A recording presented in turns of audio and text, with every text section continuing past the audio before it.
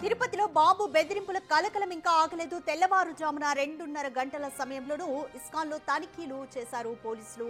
అయితే విస్తృత తనిఖీల అనంతరం బాంబు లేదని తేల్చారు పోలీసులు.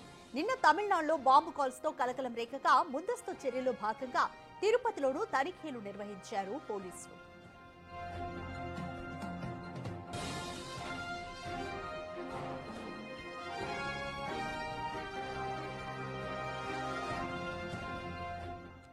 మోర్ డీటెయిల్స్ మా ప్రతినిధి దామోదర్ అందిస్తారు.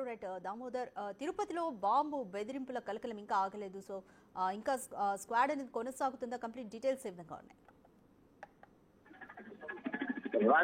తిరుమల ఏదైతే తిరుపతి తమిళనాడు పోలీసులను ఫేక్ మెయిల్స్ తో వారు ఇబ్బందులు ఎదుర్కొంటున్నారు. ముఖ్యంగా 2 రోజులుగా తిరుపతితో పాటు అటు తమిళనాడులో పలు ప్రాంతాల్లో బాంబులు పెట్టామంటూ ఫేక్ మెయిల్స్ రావడంతో వాటిని ఆధారంగా వీరు తనిఖీలు నిర్వహించారు. ముఖ్యంగా ఏదైతే ఇటు తిరుపతికి సంబంధించి గత అర్ధరాత్రి ఇస్కాన్ లో బాంబులు పెట్టామని బెదిరింపు మెయిల్ రావడంతో ఇస్కాన్ లో తెల్లవారుజామున 2:30 వరకు తనిఖీలు నిర్వహించారు. ఓవైపున వర్షము, మరోవైపున తనిఖీలతో పోలీసులు అల్లాడిపోయిన పరిస్థితి.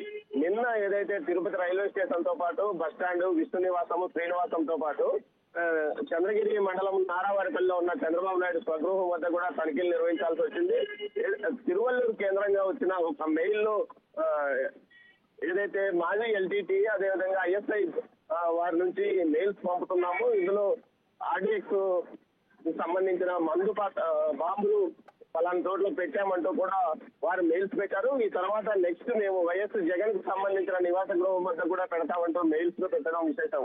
మొత్తం మీద పోలీసులు విస్తృతంగా తనిఖీలు నిర్వహించారు. ఎక్కడా బాంబులు లేవని తేల్చి చెప్పారు. అయితే కావాలనే బెదిరింపు మెయిల్స్ పెడుతున్నారంటూ ఈ సందర్భంగా పోలీసులు ఒక ప్రకటన కూడా విడుదల చేశారు. విస్తృతంగా తనిఖీలు చేపట్టాము. ఎక్కడ ఎలాంటి బాంబ్స్ గానీ, పేలుడు పదార్థాలు గానీ లభ్యం కాలేదు. ప్రజలు ధైర్యంగా ఉండవచ్చునంటూ జిల్లా ఎస్పీ సుబ్బరాయుడు ఒక మీడియాకు ప్రెస్ నోట్ విడుదల చేసిన పరిస్థితి. మొత్తం మీద నిన్న ఉదయం నుంచి ఈ రోజు తెల్లవారుజామున 3 గంటల వరకు పోలీసులు విస్తృతంగా తనిఖీలు నిర్వహించారు.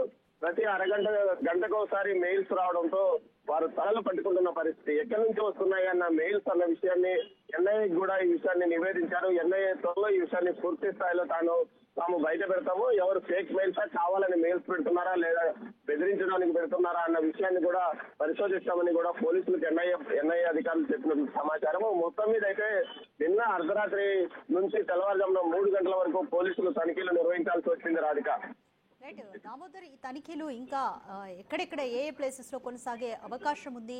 అలాగే ఇలాంటి ఫేక్ మెయిల్స్, అలాగే ఫేక్ బెదిరింపుల పట్ల ఎటువంటి చర్యలు తీసుకుంటామని చెప్తున్నారు?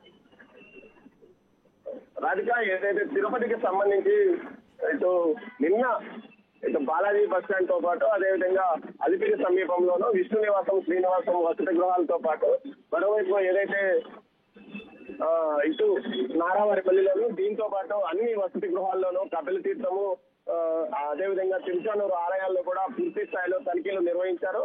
ఆ తర్వాత ఇవి ఫేక్ గా తేల్చి చెప్పారు. ఓవైపు పెరటాస్ మాసం కావడంతో పెద్ద సంఖ్యలో భక్తులు స్వామివారి దర్శనానికి వస్తున్న నేపథ్యం. ఈ నేపథ్యంలో ఏదైతే భక్తులు భయపడకుండా తమిళనాడు నుంచి పెద్ద ఎత్తున భక్తులు వేలాదిగా తరలి వస్తున్నారు. వారికి మాసం అత్యంత కీలకం. అలాంటి సమయంలో ఈ విధంగా బాంబు బెదిరింపు కాల్స్ అటు తమిళనాడుతో పాటు తిరుపతి జిల్లాకు రావడంతో పోలీసులు విస్తృతంగా తనిఖీలు చేపట్టారు. అనువనువు గాలించారు. ఎక్కడైతే భక్తులు ప్రజల రద్దీ ఎక్కువగా ఉంటుందో ఆ ప్రాంతాల్లో అనువనువు గాలించి ఎలాంటి బాంబులు లేవని తేల్చి చెప్పారు. Radhika, thank you Damodar.